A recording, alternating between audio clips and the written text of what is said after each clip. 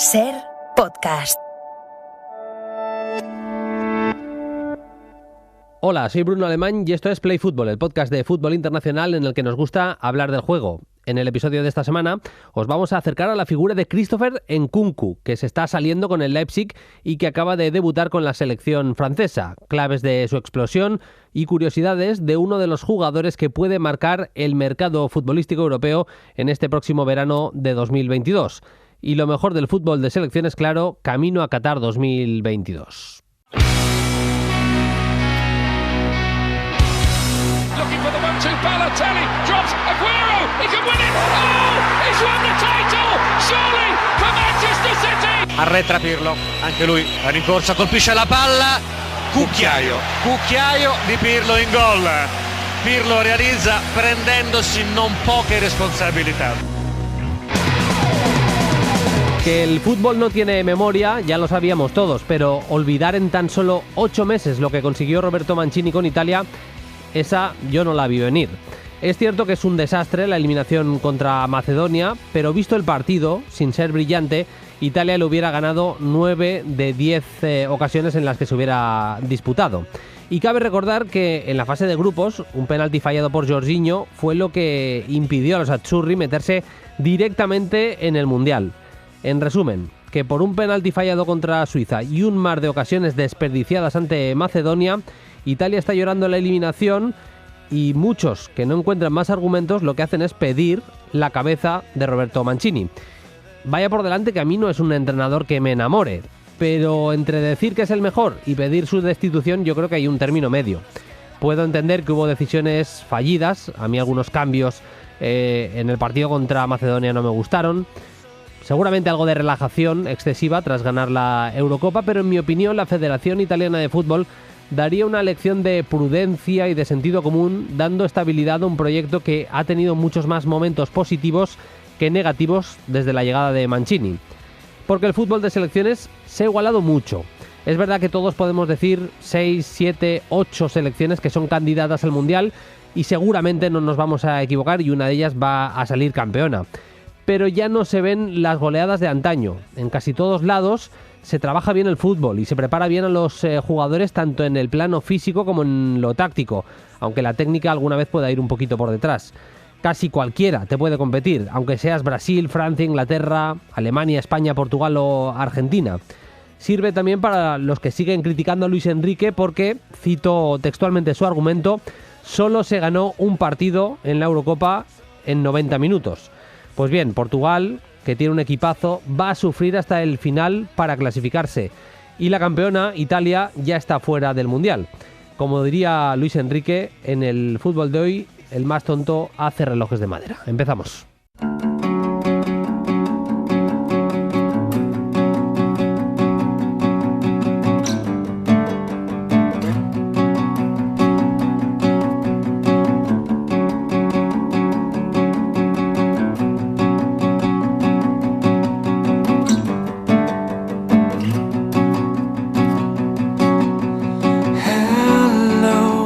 Empezamos Play Fútbol con música de Foo Fighters, nuestro pequeño homenaje al baterista de Foo Fighters, Taylor Hawkins, que ha fallecido este fin de semana en Bogotá, en Colombia.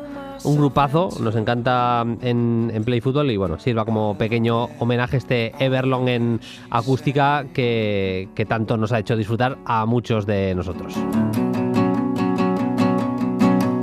Arrancamos ya con el programa, vamos a tener una horita de fútbol internacional en el que hay mucho que contar. Ya hemos avisado que hoy nos vamos a sumergir directamente en la figura de Christopher Nkunku. Lo vamos a hacer con Fabián Piñero y vamos a hablar del fútbol de selecciones, de lo mejor del fútbol de selecciones. Hay preguntas interesantísimas de los oyentes y vamos a hablar también de la delantera de Brasil. ¿Qué delantera debería o por qué delantera debería apostar Tite en el próximo Mundial de Qatar 2022? Porque precisamente otra cosa no, pero potencial arriba tiene y muchísimo Tite, el seleccionador brasileño. Pero lo dicho, vamos a empezar hablando de un futbolista que no es brasileño para nada, que ni siquiera lo parece.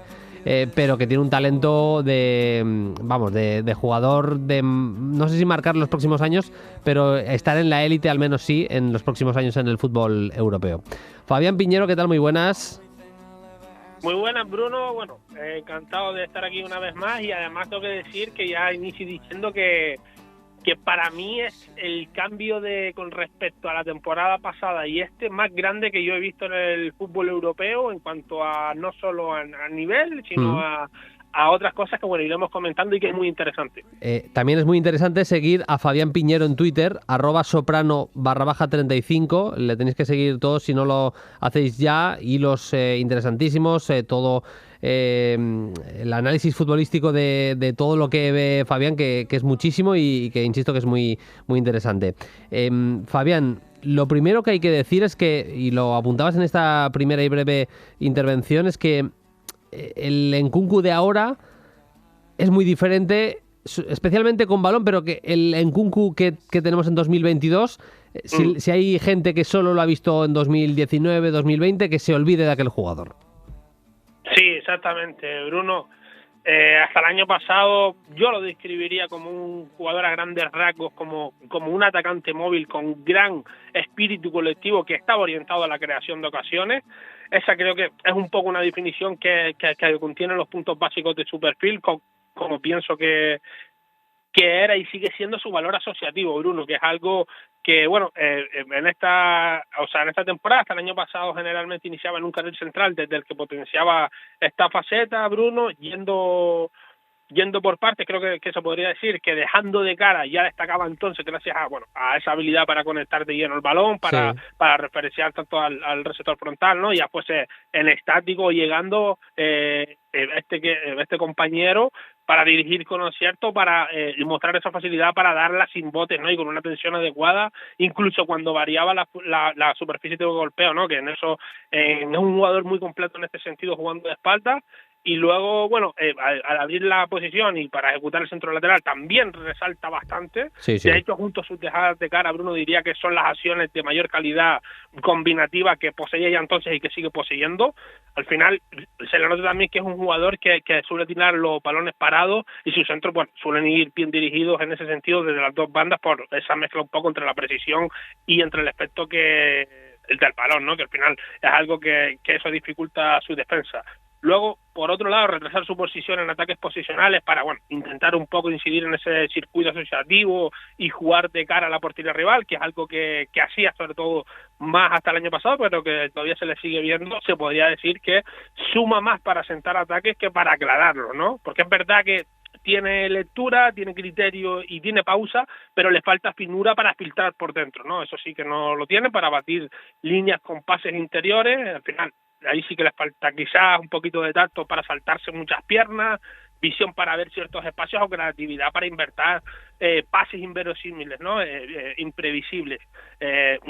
No tiene esa genialidad, creo yo, pero no aporta con balón solo desde el pase, Bruno, porque también, bueno, ya entonces, ¿no? El año pasado digo porque ha cambiado, pero ya el año pasado también se valía de una capacidad para correr el espacio más que interesante, porque ya era potente, incluso incidía a partir de su desborde, Bruno, que Sí. aunque es verdad que lo hacía pesar más, sobre todo por fuera, y lo más importante, en transición, ahí es un jugador dañino, ¿no? Hasta el año pasado brillaba en ellas, ¿no? En esas transiciones, en mayor medida conduciéndolas, llevándolas él más que corriendo por delante de balón, por lo que comentaremos después, que luego sí ha mejorado en esto este año sobre todo, pero ahí recibiendo, girando y dirigiendo ese ataque en vuelo, era un jugador importante ya entonces, ¿no? Y hasta el final Bruno tiene un poco esa calma, esa visión panorámica para ver todo el ancho del campo, que complementa con un buen toque para dar con sus compañeros libres corriendo, y con una altura de nivel para entender cuándo y a quién soltar, ¿no? Y con un buen rango de pase también, pues que le ayuda un poco a esto. Sin embargo, yo creo que también en lo que respecta a su juego con balón, se debe señalar que tenía esa carencia el año pasado de que no es exquisito en su relación con el balón como sí pueden ser otros atacantes que están brillando en el panorama internacional, ni tampoco tienen esa gran creatividad, pese a involucrarse mucho en el juego de su equipo, ni tampoco tenía una gran riqueza de movimientos por delante del balón o digamos una presencia muy dañina en área, ¿no? Que ahí sí era muy inocente e incompleto y bueno, le faltaba esa convicción al atacar el área, yo creo. Es interesante, Fabián, hablar de su juego sin balón y también de cómo lo utilizaba Nagelsmann la pasada temporada. Sí, bueno, en el juego sin balón es un activo, todavía era y es un activo bastante útil, más desde, digamos, una medición de su movimiento y bueno, un poco de las necesidades de, bueno, esa presión colectiva que de un derroche de energía individual muy grande, ¿no? Digamos que se apoya más en el cálculo y control del tempo que bueno, en una intensidad constante y desmedida, ¿no? En ese sentido era y sigue siendo más útil que populista, diría, ¿no? Sí. Claro, eso es bueno porque al final conlleva mejorar la eficiencia, digamos, de sus esfuerzos y de su desempeño, pero también es verdad que no es un jugador que reactiva una presión por sí mismo, ¿no? Que cuando su equipo le cuesta dar el paso para apretar, él no inicia esa secuencia, necesita más de una estructura de presión adecuada para después, desde ahí sí, poder contribuir defensivamente, pero luego, bueno, a nivel micro también es muy bueno una vez entra en las acciones directas defensivas, sabe cómo caerle al receptor sin pasarse de frenada, sin regalarle vías de escape y poder aislarlo así, ¿no? Así que ya digo, se trata de una pieza de un valor defensivo que para ser un delantero es importante, ¿no? En lo otro, lo que comentabas de Nagelsmann, cómo lo usaba un poco, ¿no? Creo que en esta temporada pasada, hasta esa temporada pasada, sobre todo en esa en concreto, en la 2021, ¿no? Creo que muy probablemente fuese el jugador al que más movió de sitio, Bruno, dentro de que hubo varios jugadores. Sí. Dentro un poco de que hubo varios jugadores que cambiaban mucho, porque ya sabemos que es muy intervencionista el técnico alemán, es totalmente intervencionista, ¿no? Y que esa versatilidad de sus equipos a los diferentes contextos pues también lo definen y bueno, y de ahí pero él era, yo creo, el que más cambió, ¿no? Ahí vimos a Kunku de extremo, de segundo punta, delantero, interior, en muchos sitios, la verdad. Digamos que donde más se le vio con el técnico alemán en su última temporada juntos fue en ese rol, Bruno, que es interesante, porque era un rol doble según se tuviese el balón o no, de ese 5-2-3, ¿no? De base que bueno, hasta el año pasado usaba, en el que en el momento sin balón era la pieza que le daba a los suyos 3 centrocampistas para defender el carril central y formar esa estructura de 5-3-2 en fase defensiva, Bruno, y cuando tenía la posesión de balón ya pasaba a ser un delantero que formaba el trío ofensivo de ese 5-2-3 de base, ¿no? Que cambiaba eso, al tener o no tener el balón, pues él era esa bisagra, ¿no? Además de eso, en muchos partidos donde el Leipzig tenía que remontar al ir abajo en el marcador y luego empezaba a acumular muchos atacantes, un poco a los Orlos, Poulsen y compañía, en Kunku terminaba jugando muy abajo, muy cerca de medio centro, Bruno, que yo creo que esto nos habla un poco tanto de que era un jugador versátil tácticamente, sacrificado defensivamente, pero que tampoco era súper diferencial ofensivamente, Bruno, porque lo que se perdía al moverle o de gastarle en el trabajo sin balón en este continuo ajuste de estructura no era muy alto, ¿no? Si no, no hubiese ocurrido. Así que creo que es algo que refleja bien lo que era Kunku hasta esta temporada, ¿no? Que ya sí explotó y ya es otro jugador. Guarda algunas similitudes con algunos jugadores también franceses, también salidos de la cantera del Paris Saint-Germain, pero con carreras diferentes, sobre todo en cuanto a la esencia, una esencia distinta tanto de Kingsley Coman como de Moussa Diaby. Fabián. Sí, además son de posiciones o al menos comparten una altura de juego parecida y que encima están rompiéndola a los tres, ¿no? Cada uno a su nivel, pero bueno, y por eso van con Francia los tres. Es una comparación interesante. Diría que el principal rasgo que los diferencia es que el juego de Nkunku lo marca en lo cerebral y reflexivo que es, Bruno, al contrario que a ellos dos. Al final, el del Red Bull Leipzig, ¿no? Es un jugador más pausado que al recibir no busca como primer instinto subirle o mantener un ritmo alto de la acción si cuando llega ya lo tiene de forma automática, ¿no? Pese a que es un jugador que también es rápido, que no es tan rápido como ellos, pero sí es bastante rápido y tiene recursos para hacerlo, ¿no? Coman y Diaby ahí por su parte sí que mezclan menos su juego, tienden más a acelerar y muchas veces precipitan los ataques incluso, ¿no? Coman seguramente más de su brutal capacidad para eliminar en conducción y Diaby, bueno, buscando más su juego al espacio, ¿no? Tocando y rompiendo. Además, tanto Kingsley como Moussa Dembélé creo que también son más exteriores, pero para mí sin duda su principal diferencia es esa, ¿no? La pausa de Nkunku. Y llegamos al punto más interesante, que es en qué ha ganado Nkunku esta temporada para ser el futbolista diferencial que es este año. 26 goles y 10 asistencias. Si como Transfermarkt contamos los penaltis provocados, estaríamos hablando de 26 goles y 15 asistencias. En total, en cualquier caso, contando esas asistencias, estaríamos hablando de 41 goles producidos, que se dice pronto, Fabián. Ha crecido mucho, evidentemente. También hay parte de evolución de física y puede que incluso de técnica de un modo natural, por propia evolución. Pues bueno, al final sigue siendo un jugador joven, porque creo que sus condiciones atléticas son algo mayores y sus gestos con balón son más contundentes, ¿no? Eso puede ir por ahí, también por la confianza que esa subida general de nivel pues puede repercutirla ahí, pero también considero, Bruno, que la mayor cuota de responsabilidad de su mejora le pertenece a un mejor autoaprovechamiento, a que ahora Nkunku se entiende y usa mucho mejor a sí mismo, ¿no? Ya desde el inicio de esta temporada, Jess Marsh, el primer entrenador de los creo que 3 que ha tenido este año, ya le liberaba de atribuciones defensivas, ¿no? Ya fuese partiendo como extremo segundo delantero, pues bueno, sí que cambió el sistema varias veces, que al final, Bruno, es algo que le ahorra energía, le deja cerca del peligro de la recuperación, le ayuda también, yo creo, a forjar una mentalidad más ofensiva, etcétera, ¿no? Hay muchos beneficios de eso. Y eso, claro, lo acompañó luego Christopher Nkunku adaptando su juego en consecuencia, ¿no? Que es lo importante. Ya ahora comenzaba a fijar posición más arriba, cerca de la línea defensiva o incluso en los intervalos de la misma, ¿no? Entre los miembros que la componen, y también sus movimientos ganaron en agresividad y continuidad, que esto para mí es clave, porque hasta el año pasado, Bruno, al correr por delante del balón, cuando su equipo ganaba altura por campo rival, ¿no? Muchas veces se quedaba mirando la pelota, casi se podría decir que quedaba nubilado por ella, sí, esperando un poco recibir al pie, Bruno, que es algo que le hacía al final pues perder perspectiva global del ataque, velocidad a su carrera, o en definitiva ventajas posicionales que podía tener obtenidas antes, ¿no? Fíjate que incluso muchas veces llegaba a Soler hasta frenar la carrera, ¿no? Dejaba movimientos a medias y se tiraba atrás a la frontal para buscar recibir ese pase atrás, ¿no? Ahí, claro, ahí eran otros los que llenaban el área, o claro, cuando lo hacía él, lo hacía sin fe, Bruno. Esta temporada ya no. Esta temporada no solo llena el área, sino que la conquista, y este matiz es determinante.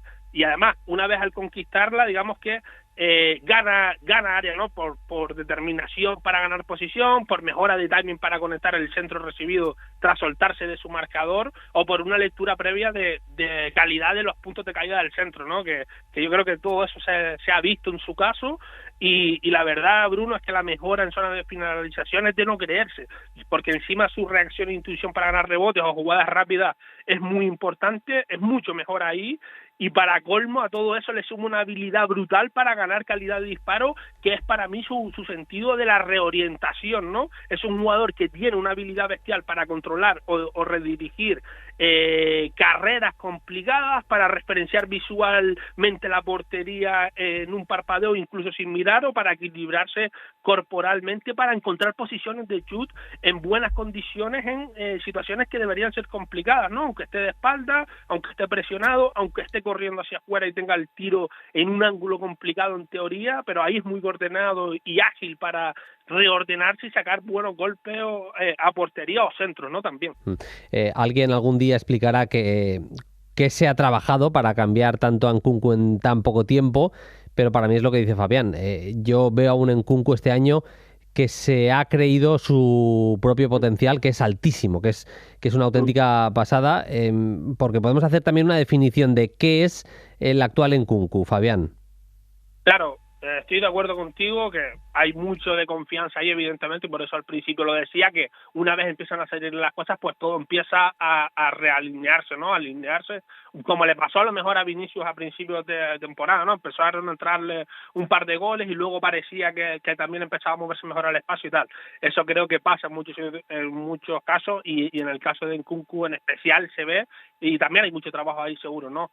Actualmente yo creo que es el producto de atacante completo, Bruno, porque es un creador de ocasiones adaptable a diferentes registros, que además también ya finaliza a un nivel top, ¿no? Porque eso es lo fuerte de su caso, Bruno. No ha perdido una cosa para ganar otra. No ha reenfocado su fútbol, por así decirlo, ¿no? Sigue interviniendo en alturas medias para ganar participación él y darle a su equipo seguridad con balón en determinadas fases, o cayendo a la parnas para desbordar, ¿no? Pese a que ahora marque muchísimos más goles, ¿no? Y eso se ve en los datos, Bruno, porque el año pasado tiraba 2,66 tiros por 90 minutos y este año 2,67, o sea, su ratio de conversión evidentemente ha subido brutalmente, porque el año pasado hizo 7 goles y este año ha hecho 26, pero no lo ha hecho su volumen de intentos, como se ve, ¿no? Lo que ha hecho es que la calidad se ha aumentado con la que lo hace, por lo antes comentado. El año pasado había mucho tiro desde atrás, con jugadores por delante o mal esquilados, con mal ángulo, ¿no? Por un poco porque esas posiciones de remate eran de menos calidad, y ahora gana más corazón de área, en centro lateral, y llega a verse en situaciones más claras contra el portero, ¿no? Y luego sí que ha bajado un poco la participación, porque el año pasado la tocaba 62 toques en Bundesliga por partido, ahora promedia 51, pero eso tampoco, Bruno, ha repercutido en que su creación de peligro más indirecta se haya visto mermada, porque su número de regates completados ha aumentado, ha pasado de 1,66 a 2,01, y tampoco el de asistencias repartidos, porque incluso puede separar sus récords personales actuales, ¿no? Bueno, ahora tiene 15 si sumamos los penaltis provocados. Sí. Claro, y bueno, su récord anterior estaba en 16, así que eso, se podría decir que ahora es un atacante muy completo y que ya que reconoce como la estrella ofensiva que desequilibra y que finaliza. Es un jugador que le podemos asemejar un poco con Timo Werner, porque él llega justo cuando Werner se va al Chelsea. En esa primera temporada está con Nagelsmann y en la segunda con el cambio de entrenador y demás, ahora con Tedesco, pero viene a ocupar una posición parecida, aunque su desarrollo como futbolista ha sido bastante diferente. Exacto, bueno, además el club es el mismo, es una propuesta parecida, o sea, hay muchas similitudes, y pese a eso el caso de ambos refleja una diferencia clara que luego se refleja también en las estadísticas, Bruno, y que ayudan a explicar los motivos futbolísticos, porque Werner en las 2 temporadas anteriores a su explosión hizo 21 goles y 10 de asistencia, en la otra 19 y 10 asistencias, y luego ya la de su explosión 34 goles y 3 asistencias, ¿no? Subió mucho, pero reflejaban una evolución en su juego, pero ya ayudaban a explicar que era dentro de un mismo perfil. En el caso de Nkunku, Bruno, fijémonos que hace 2 temporadas hizo 5 goles y repartió 16 asistencias, el año pasado 7 goles y 11 asistencias, y este año 26 goles y 15 asistencias. Es decir, Nkunku no solo pasó a marcar más que nunca, sino que lo hizo trastocando completamente el reparto de goles y asistencias de su producción en años anteriores, ¿no? El peso relativo de cada una de después de goles, pues asistencia, ¿no? El pase de gol, pues al final antes asistía más de lo que marcaba, y bueno, ahora es al revés, y con cierta diferencia. Ahora no solo es que sea así, sino que también mantuvo su nivel de pase de gol a su máximo, ¿no? Y probablemente lo supere, pues bueno, pues está a una asistencia de su pase, ¿no? Esto yo creo que se explica un poco por los motivos anteriores, ¿no? Lo que antes eran parte de sus defectos, ahora pasaron a ser parte de sus mayores virtudes, ¿no? Y lo de Werner no fue tanto así. Werner creció bajo un mismo perfil todos estos años, aunque añadiese cosas como su mejor en los apoyos, ¿no? Por ejemplo, por esa diferencia yo creo que lo de Werner es una evolución y lo de Nkunku una metamorfosis, por transformarse en una cosa distinta, que no es solo mejor, sino muy diferente. Sí, absolutamente distinta. Nos quedan 2 puntos, luego iremos con un perfil de también curiosidades que nos ha preparado Lluís Pérez, nuestro estudiante en prácticas aquí en Barcelona de Nkunku, algunas como su ídolo, que a mí me han llamado bastante la atención, pero luego lo apuntaremos porque nos quedan 2 puntos por tratar con Fabián. Uno es el Nkunku de la selección francesa de Deschamps, que acaba de debutar, lo hizo con la absoluta en el partido de este pasado fin de semana contra Costa de Marfil, que ganó Francia por 2 goles a 1 el pasado viernes, acabó remontando y Nkunku fue titular. Y luego, atención, iremos a posible encaje en algunos equipos grandes. Pero empezamos por lo de Francia, Fabián, porque le vimos jugando arriba, era prácticamente un 3-4-1-2 la selección francesa, con carrileros, con Griezmann por detrás de los puntas, Giroud siendo mucho más el delantero de referencia y él como un segundo punta como le gusta a él, pero también muy enfocado al último tercio, ¿eh? Sí, es que es un poco lo que es Bruno, es el perfil suyo, es lo que hemos comentado, es lo que le sale natural y además es algo que tiene espacio en esta Francia, ¿no? Yo creo que es un jugador interesante para cualquier selección y evidentemente para Francia también. Para Francia en concreto, más como recurso, porque como titular pues todavía lo tiene muy complicado, ¿no? Porque pues puede entrar, es verdad, que por cualquiera del tridente ofrecido por Mbappé, Benzema y Griezmann, que a priori son los titulares, pero para hacerlo como parte del discurso sí lo tienen más difícil, ¿no? Antoine seguramente tiene a su favor que puede ocupar, de hecho el perfil zurdo, si se reparten ese ataque de una manera como se ha visto en otros partidos en los que los 3 jugadores son muy móviles, enganchan mucho en alturas inferiores y no hay tanto esa diferencia de alturas tan clara. Pero bueno, ocupa el perfil zurdo, esa es una ventaja que tiene, aunque Nkunku también se envuelve bien en los 2 perfiles, de hecho con Nagelsmann juega mucho de segundo punta, por así decirlo, cuando su equipo tenía el balón por la derecha, y bueno, y que también Antoine es el que mayor capacidad tiene para compensar defensivamente de los 3, ¿no? Aunque sea el menor, quizás el que tiene el menor nivel actual de entre Mbappé, él y Benzema, ¿no? Luego, entrando por Benzema en un momento puntual, puede pasar a Kylian Mbappé a la punta y él ser desborde y un conector, como se vio, ya lo ha señalado tú en este partido, partiendo algo más abierto y un escalón por debajo de Kylian, ¿no? Que bueno, que Kylian se mueve mucho también y demás, y si lo hace por Mbappé, pues puede darle a Karim esa ruptura desde el frente del ataque que también le viene, ¿no? Claro, y vamos a cerrar con el potencial, si es que todavía podemos hablar de margen de mejora, en algunas cosas claro que sí, y lo que habías preparado, ¿en qué equipos podría encajar este tipo de futbolista, Fabián? Bueno, el potencial, ya lo adelantabas también tú antes, Bruno, es potencial para ser titular en un grande, sin duda, quizás no para ser la principal estrella ofensiva de un equipo super top o que aspira a serlo, pero sí que puede ser un acompañante en segunda espada de nivel, ¿no? A mí me encajaría principalmente en 2 equipos actuales, Bruno, aunque es tan versátil que podría también acomodarse y mejorar a muchos otros, ¿no?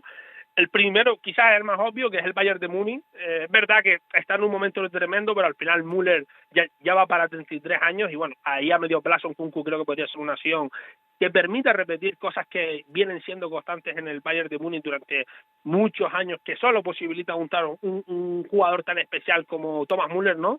Con, bueno, esa sensibilidad para interpretar los espacios, para cambiar de posición y para adoptar el comportamiento específico que exige cada zona, ¿no? Para adecuarlo a eso también, además de con intención con fútbol, en cada momento del juego, ¿no? Eso no es fácil de conseguir y en Nkunku podría ser un aspirante a replicar algunas cosas de ese multirol, ¿no? Por así decirlo. Aunque también es verdad que se podría pisar con un proyectazo como Musiala y que igual todavía encajaría mejor Florian Wirtz, que seguro que acaba siendo objetivo del Bayern, pero bueno, ese sería uno de mis 2 destinos.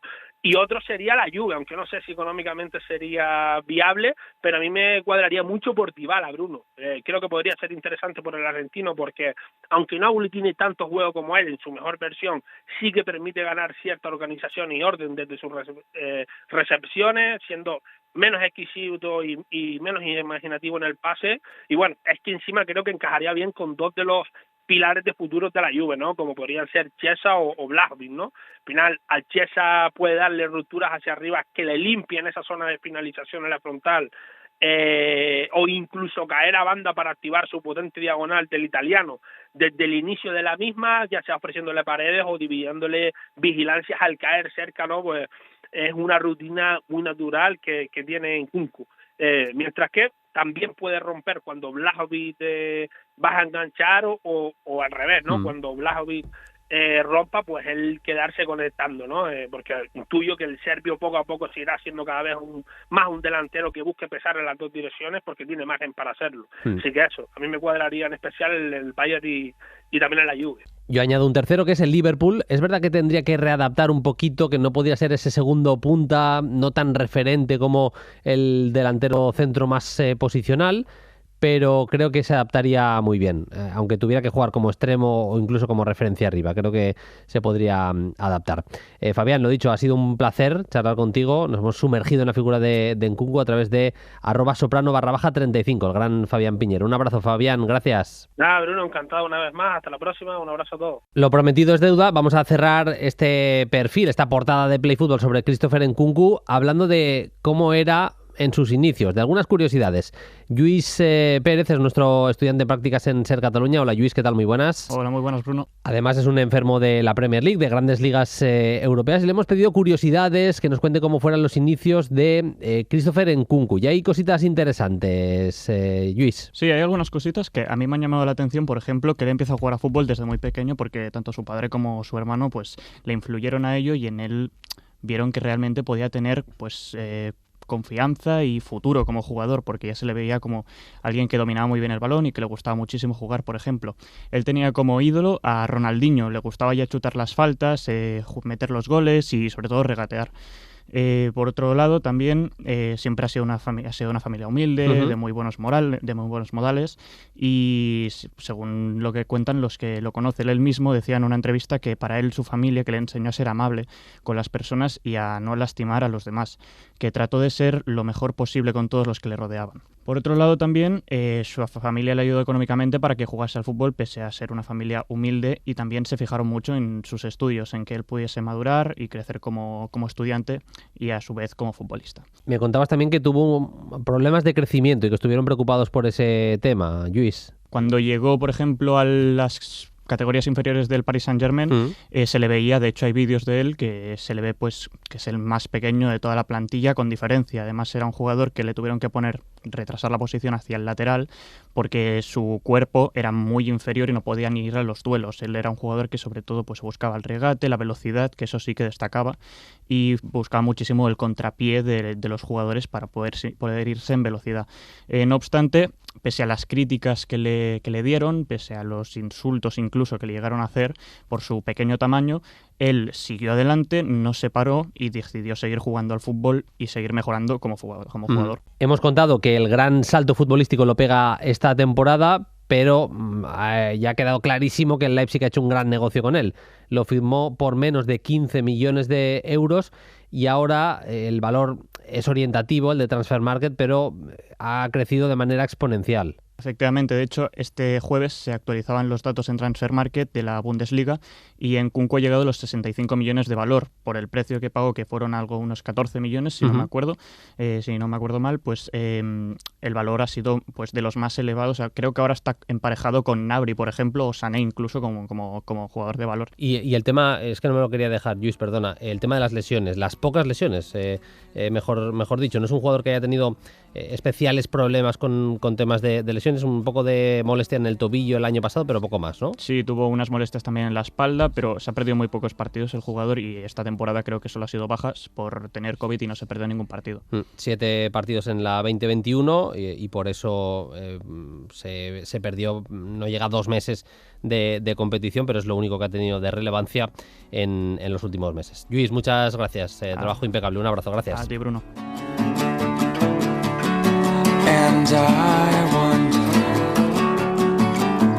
Cerramos aquí nuestra portada de Play Fútbol, ocupada al completo por Christopher Nkunku, crack en ciernes o crack directamente de la selección francesa y del RB Leipzig. Seguimos con más contenidos, vamos con el fútbol de selecciones.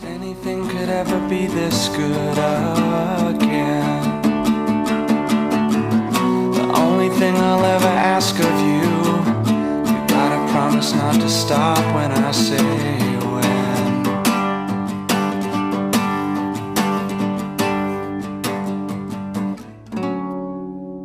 Play Fútbol.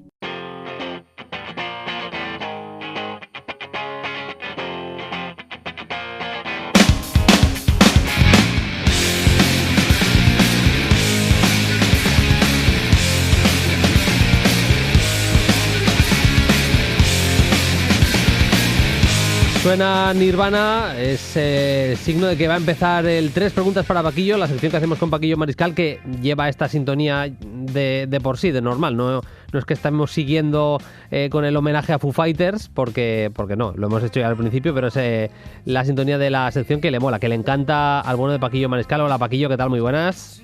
Muy buena, Bruno, ¿qué tal? Es una auténtica pena lo de Taylor Hawkins, que bueno, ya está. A mí me han suspendido, yo creo que van a suspender la gira, un concierto que me iba a perder, que tenía entrada para verlo aquí. Pero bueno, ha muerto un músico increíble, así que bueno, grandísimo homenaje, que yo sé que siempre está en todo. Totalmente. Bueno, intentemos pasar página porque realmente es complicado. Robert, por ejemplo, el crack de Ser Podcast, también tenía entradas para un concierto y las ha tenido que... Bueno, claro, se lo han cancelado y no va a poder ver en directo otra vez a Foo Fighters. Roberto García, nuestro crack de Ser Podcast. A ver, a Paquillo Mariscal le encantan los Oscar. La gente, la mayoría, ya sabe que casi todo el podcast lo grabamos el domingo por la noche. Ahora mismo es madrugada de domingo a lunes, ya es lunes, son las 12:06, 12:07 ahora mismo de la noche. Paquillo, ¿quién ha sido? Hay que preguntártelo así. ¿Quién será, en nuestro momento actual, para la gente que nos esté escuchando, quién ha sido el gran triunfador de la noche de los Oscar? Yo creo que como gran triunfador va a ser el poder del perro, ¿no? La película, ¿sí? Bueno, ese western contemporáneo, que yo creo que va a ser la gran triunfadora.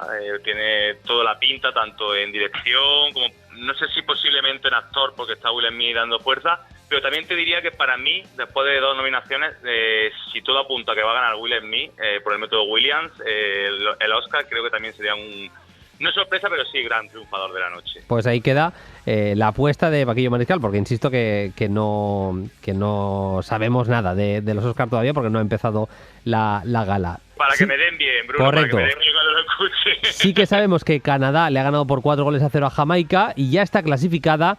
36 años después se mete directamente en una fase final de un mundial, que se dice pronto. Lo ha conseguido la selección de Canadá. Lo que no sabemos todavía es si se van a meter también esta noche Estados Unidos y México. Estados Unidos-Panamá empieza en menos de una hora, a la 1 de la noche, justo dentro de una hora ese Honduras-México, las dos selecciones con opciones de meterse ya en esta penúltima jornada. Y de fútbol de selecciones vamos a seguir hablando. En las 3 preguntas le vamos a preguntar a Paquillo por la delantera de Brasil, por el mítico Minamino y también por Argelia, porque vimos una versión de Argelia bastante diferente a lo que habíamos visto durante la última Copa de África. La primera, Paquillo, ¿con qué delantera saldrías en Qatar 2022 si fueras Tite? Mira, te diré Vinicius Junior, Neymar, y creo que Neymar de falso 9, y Gabriel Jesús. Y me explico un poquito, porque Gabriel Jesús es verdad que no está teniendo tanta participación y tan buen año en el Manchester City. Hay que decir que todos sabemos que el Mundial no es este verano, sino que empezará la siguiente temporada, no sabemos cómo estará. Pero creo que Gabriel Jesús siempre tiene un idilio personal muy bueno, mucho feeling con la selección. Ha rendido muy bien junto con Firmino, ha rendido muy bien tirado a un costado. Tiene un abanico de opciones enorme Tite, pero yo creo que esos 3 serían los que mejor conjugarían. Mira, el otro día jugó, era una especie de 4-2-3-1 en el que Paquetá era el mediapunta y Vinicius y Antony jugaban en las bandas y, como dice Paquillo, Neymar era el falso 9 en ese partido contra Chile.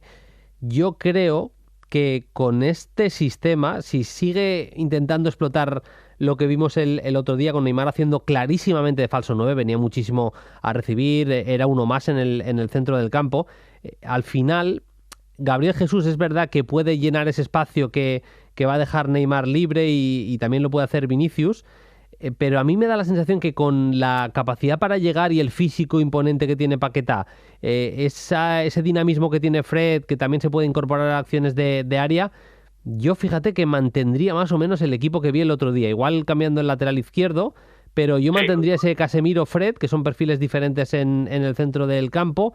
Paquetá, que le puede... Yo creo que es un jugador que ese Paquetá media punta Neymar falso 9 creo que puede acabar funcionando bastante bien, Paquillo, en el sentido de que se complementan bien. Paquetá no es técnicamente hiper exquisito para moverse en espacios reducidos, aunque ya hemos visto diabluras que ha podido hacer este año, por ejemplo, en la Liga francesa, pero creo que ahí Neymar es todavía superior, evidentemente, a Paquetá, y sí que en cambio puede llenar bastante bien el área, puede acabar haciendo un poco de llegador, como le vimos también en la Copa América. A mí me da la sensación que ese Paquetá Neymar, incluso si Vinicius y Antony no tienen tanto la tendencia de recibir al pie y son capaces de moverse un poco más al espacio, con esta Brasil puede funcionar bastante bien, ¿eh?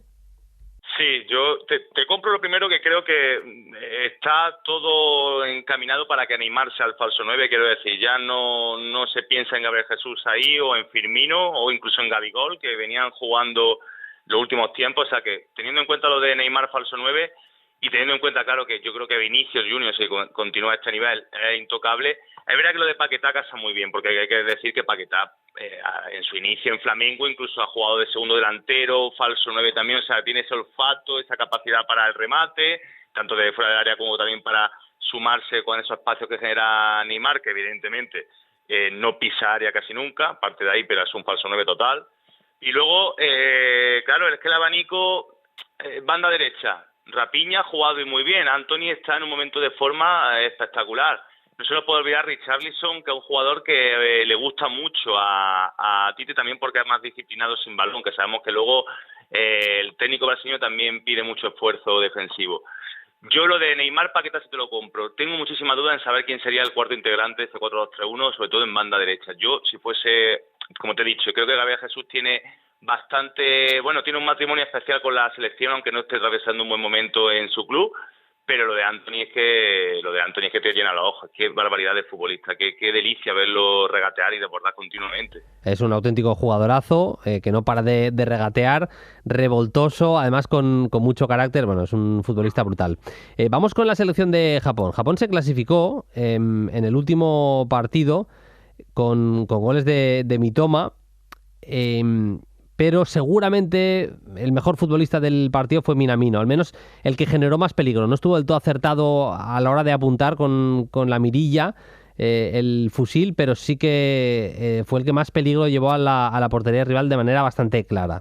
Te pregunto, Paquillo, ¿es Minamino el jugador más importante de Japón de cara al Mundial? Yo lo reparto 50-50 con Ito, con el jugador del Genk.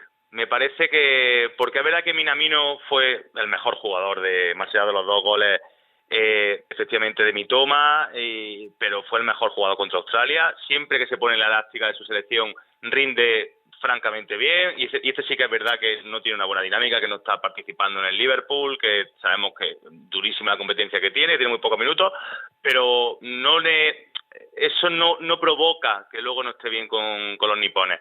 Pero quiero compartirlo con Ito porque creo que tiene menos cartel, jugador que juega en el Genk, belga, que es un extremo también bastante potente, habilidoso, tiene muy buena lectura del juego, asiste muy bien a sus compañeros, lleva una cifra muy buena en la Liga belga.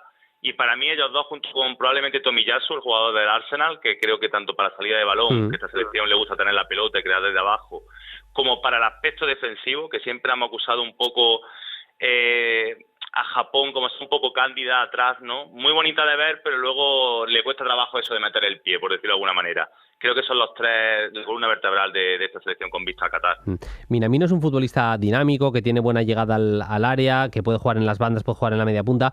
Y te reconozco que a mí me llama la atención el ligero ostracismo de Take Kubo, que es un futbolista que es verdad que no ha roto todavía, no acaba de ser ese jugador, también ha tenido algunas cesiones un poco raras, no le han favorecido del todo. Yo creo las cesiones que ha llevado el futbolista japonés, que es propiedad del Real Madrid, pero si hablamos de talento diferencial, a mí me parece que es un jugador que, no sé, que podría, de cara al Mundial, me imagino una Japón ilusionando con Take Kubo más que con otro tipo de jugadores, y sin embargo no lo estamos viendo, ¿eh? Estoy totalmente de acuerdo contigo. Yo creo que probablemente hemos hablado de Minamino, hemos hablado de Ito, dos extremos, dos atacantes de perfil moderno que pueden jugar por dentro, por fuera, pero son, pues eso, de velocidad, de llegada, de olfato, de último pase, pero es que Kubo es el más diferencial, digamos, el más creativo, el más talento puro, el que de verdad te puede ordenar todo el ataque, el que te va a hacer cosas diferentes. Pero es verdad que esto da para un programa largo y tendido sobre el tema de las cesiones, el tema de cómo está gestionando su carrera el Real Madrid. No está teniendo suerte, las cosas como son. Yo entiendo que irá al Mundial, evidentemente, la lista de convocados. Se tiene una catástrofe que no creo que eso no va a pasar, pero no lo veo sinceramente con estatus de estrella y estatus de ser titularísimo. Y antes de las preguntas de los oyentes, nos vamos, hemos tocado CONMEBOL, con lo de Brasil, hemos tocado con Federación Asiática, con Japón y con Minamino, y nos vamos hasta la Confederación Africana. ¿Pudo ser lo de Argelia, el batacazo de Argelia en la última Copa de África, tan solo un accidente? Fue una decepción muy grande. Yo creo que nadie lo esperábamos y la verdad que, además lo he hablado contigo, tú sé que estás de acuerdo conmigo, que se ha hablado poco para la selección que es el batacazo que tuvo. Pero yo creo que muy probablemente vamos a ver el partido de vuelta, pero con la imagen que dio contra Camerún, si finalmente se mete en el Mundial, yo creo que mimbre hay y puede ser algo que se me entienda un paralelismo a lo que ha ocurrido con Italia, en el sentido de que, bueno, sí puede ser un accidente puntual, pero no creo que sea el declive de esta selección, lo que ha ocurrido en la pasada Copa de África. Mira, no lo sabes, pero he hecho el comentario inicial justo de eso, que me parece que le están cayendo a Roberto Mancini palos por encima de nuestras posibilidades. Me parece que se nos está yendo un poco la olla y lo comparto absolutamente. Déjame destacar de ese partido de Argelia contra Camerún, de cara a la vuelta, hay un tuit, ahora os digo el perfil, @Skander, SKANDR 21300, que es no sé si es un TikTok o una story de Instagram, en el que se ven las colas que hay en Argelia de cara a conseguir una entrada para el partido de vuelta. Es un vídeo grabado el domingo a las 7 de la mañana. Yo en la cola que había en Castellón para ir a ver Jurassic Park cuando sacaron la película, no había ni una milésima parte de la gente que estoy viendo en este vídeo. Una auténtica locura. Lo que va a ser el ambiente, que va a ser brutal, y en todos los partidos lo ha sido. En el del Cairo, la victoria de Egipto sobre Senegal fue una cosa también de locos. Mientras no pase nada, me alegro evidentemente muchísimo de que se viva el fútbol con esta pasión en África. Por cierto, que hay que decirlo también, Paquillo, el gol de el mítico, el inmortal Slimani, un jugador al que se hace a veces de menos también, Sí, para mí tiene menos repercusión de la que merece. Me parece un tipo que siempre es muy resolutivo. Incluso la propia selección ha sacado la castaña del fuego en alguna ocasión, pero no viene siendo titular nunca en esta Argelia. Hay que recordar que Argelia, que fue campeona de esta edición pasada, no que hemos hablado del batacazo, la anterior de la Copa de África 2019, con un gol de Boyenab, el delantero que era titularísimo por delante de Slimani, que jugaba minutos residuales.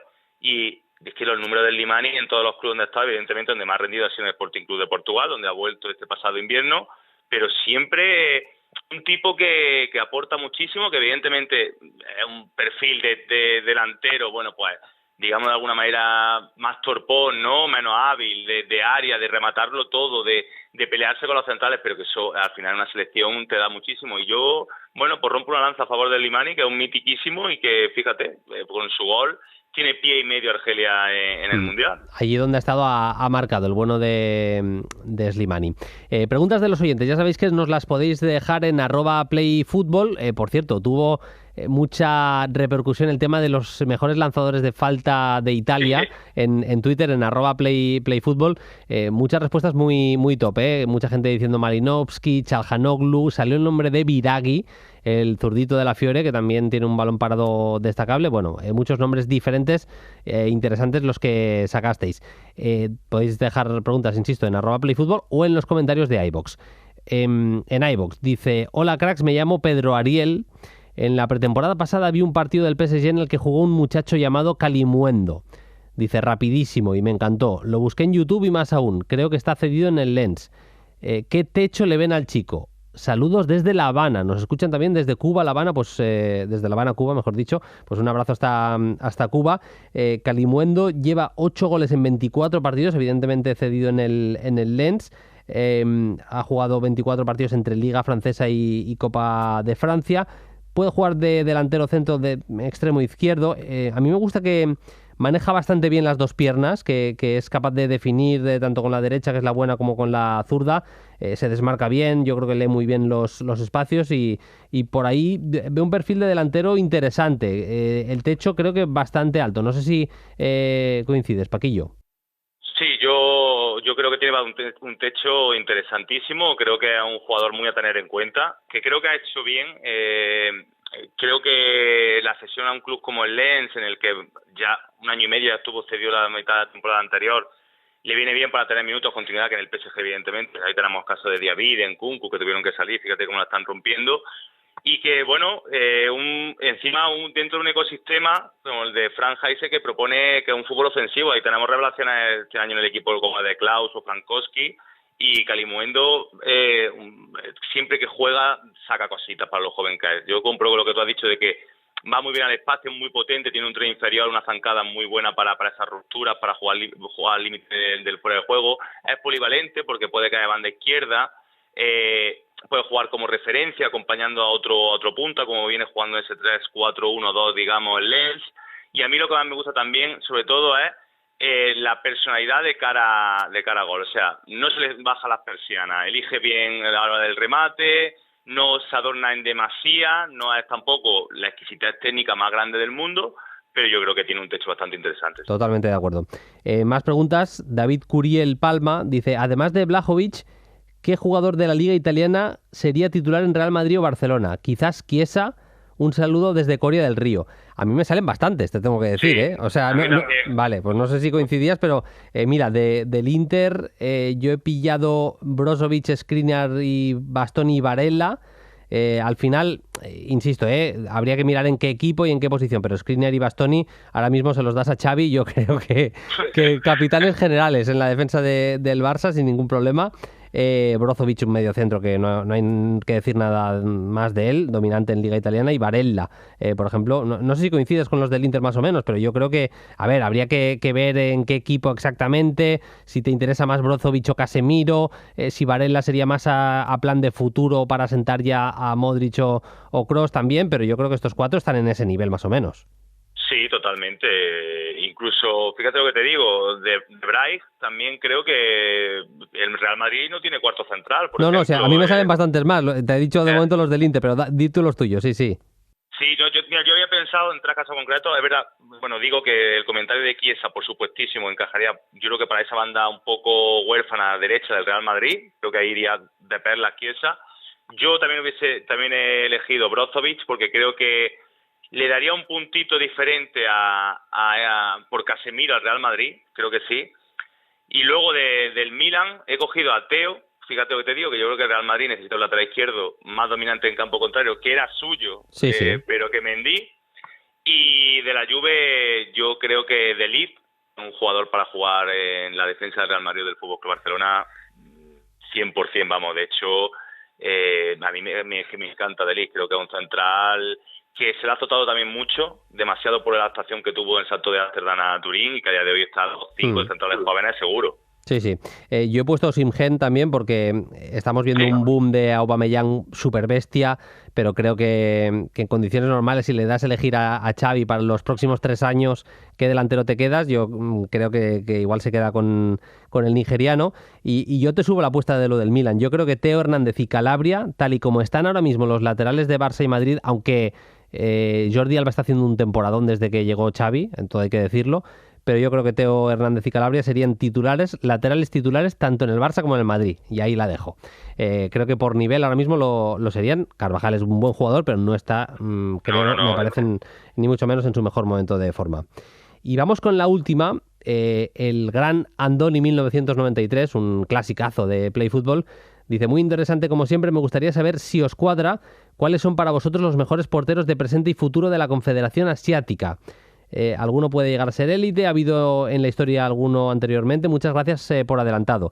A ver, aquí habría que decir Benji Price, ¿no? Que seguro que es, o sea, que seguro que es el mejor. Ahora ya fuera de coñas, pues bueno, a mí me parece que ahora mismo el mejor sin duda es Mati Ryan, el ex del Valencia, está jugando en la Premier creo que a buen nivel. tiene algunas jugadas en las que a veces canta un poquito. Ha sido muy importante, Paquillo, Kawashima ha tenido varios años en Francia a buen nivel. Yo no sé si ha sido el mejor de la historia, pero ahora ya es veterano, ya no está siendo ni siquiera titular con Japón, está jugando Gonda, el ex del Portimonense, pero Kawashima ha sido importante en el fútbol europeo. Sí, lo que pasa que, sí, totalmente, estoy de acuerdo contigo. Lo que pasa es que este tipo de jugadores, sobre todo los porteros, que de per se están un poco, se diferencian mucho del resto de jugadores, cuando son encima tan asiáticos y tal, como que se crea más un mito alrededor de ellos que lo que es la figura meramente el rendimiento, el nivel. Pero sí es verdad que ha tenido esa carrera más larga en Francia, que quieras que no deja de ser la élite de un top 5 de Liga Europea. Yo te compro lo de Matt Ryan porque el que mejor trayectoria, carrera ha tenido, ¿no? Como sucede, pues evidentemente, con casi cualquier jugador australiano, ¿no? A comparación con Arabia Saudí, los cataríes, etcétera. Yo tenía un nombre apuntado, Bruno, porque he dicho de presente y futuro, que es Mersad Barsam, el portero de Qatar, que encima es relativamente joven, que lo que yo le he visto jugar, con Félix Sánchez sobre todo, la selección de Qatar, me parece un portero bastante interesante. Me parece un portero que, no digo a una Premier League, una Serie A, pero ¿por qué no dar un saltito de Eredivisie o a una Liga Belga? Y bueno, sí, pues a lo mejor con el paso del año, sabiendo lo longeva que es la carrera de los porteros, puede ser un nombre a tener en cuenta. Sí, totalmente de acuerdo. Y bueno, a mí, por historia curiosa de vida, yo metería también a Beiranvand, portero que fue titular con Irán en 2018 en el Mundial. Sí, es verdad. Que llegó a ser pastor, o sea, llegó a ser mendigo, tuvo que salir de casa prácticamente sin techo en el que dormir. Fue pastor y acabó siendo portero titular de Irán en un Mundial y le paró un penalti a Cristiano Ronaldo, que se dice pronto. Y hay una historia en los comentarios también de iVox de esta semana. Mira, la voy a leer entera porque es la leche. Se me va a ir un poquito el programa de las manos, pero la leo rápido. Dice, mi nombre es Javi, quiero compartir algo con vosotros que va sobre el emocionante audio final del programa de esta semana, se refiere al de la semana pasada. Dice, fui scout encargado de la detección de futbolistas de talento de ligas de segundo o tercer nivel en un equipo de segunda española en la temporada 19-20. Cuando nos pilló la pandemia y estábamos encerrados en casa, descubrí a un carrilero que jugaba en el Arminia Bielefeld de la segunda o de la 2. Bundesliga, dice él, que era un cañón. Inmediatamente puse en conocimiento del club que ese jugador acababa contrato, que debía ser una prioridad para reforzar el equipo y que nos daría un salto de calidad.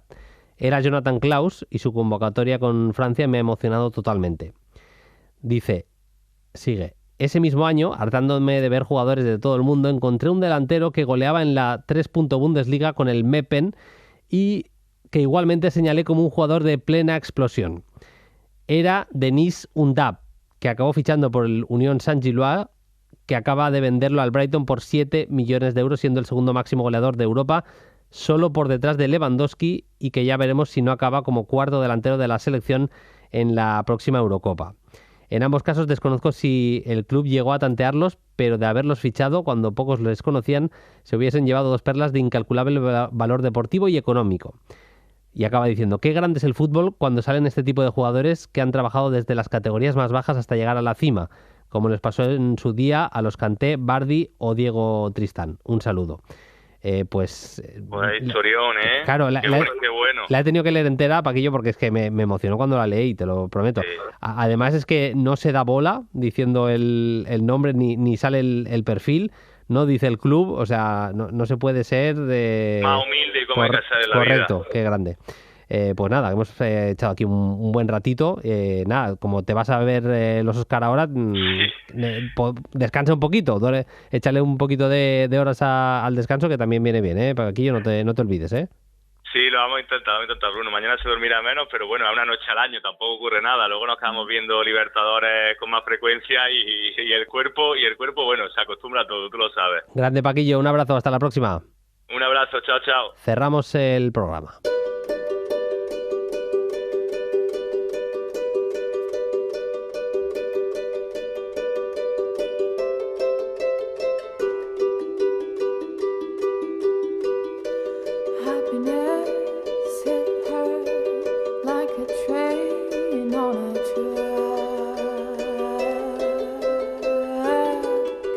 Nosotros nos vamos, como siempre lo hacemos, con un audio destacado de lo ocurrido esta semana y hay muchísimos, y podríamos haber elegido momentos de emoción como el gol de Macedonia-Italia, ese golazo de Trejkovski con una narración impresionante, pero creo que la ocasión lo merece. El sábado jugaba la selección de Dinamarca en el Amsterdam Arena. No era más que un amistoso, o bueno, era bastante más que un amistoso, porque era el día en el que Christian Eriksen volvía a vestir la camiseta de Dinamarca, de su selección. Con esa camiseta se le paró el corazón en el mes de junio. A veces utilizamos algunas expresiones distintas que paren un poco el impacto, ¿no?, de lo que decimos. No, se le paró el corazón a Eriksen. Los médicos le han tratado, ha vuelto a jugar a fútbol, a hacer deporte como una persona normal. No, hacer deporte de élite, lo han conseguido los médicos, y ha vuelto a vestir la camiseta de la selección de Dinamarca. Y en el Amsterdam Arena, ese estadio en el que él triunfó con la camiseta del Ajax, precisamente en el primer balón que volvía a tocar con su selección después de lo ocurrido en Copenhague, pasaba esto. Eriksen batía la portería neerlandesa. Scholes in den Rücken! Das gibt es doch nicht! Das gibt es doch nicht! Christian Eriksen! Keine 2 Minuten auf dem Platz und bumm! 3:2 macht er das Tor. Ich pack's nicht.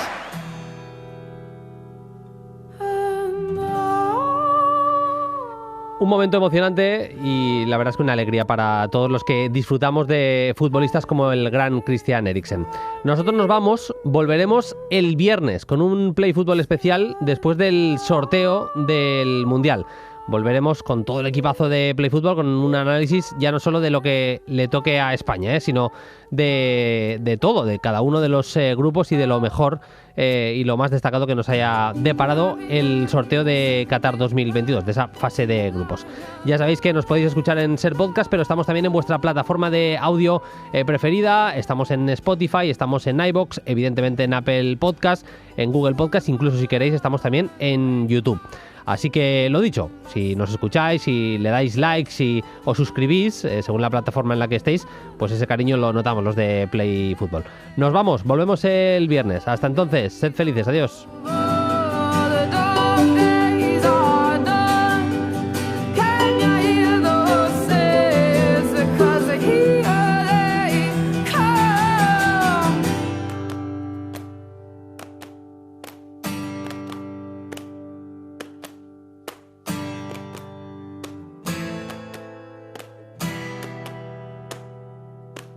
Run fast for your mother, run fast for your father, run for your children, for your sisters and brothers.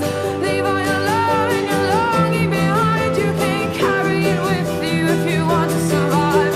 The dog days are over. The dog days. Suscríbete a Play Fútbol. Todos los episodios y contenidos adicionales en la app de Cadena Ser y en nuestros canales de Apple Podcast, Spotify, iVoox, Google Podcast y YouTube. Disponible los lunes a las 10 de la mañana. Cadena Ser. La radio.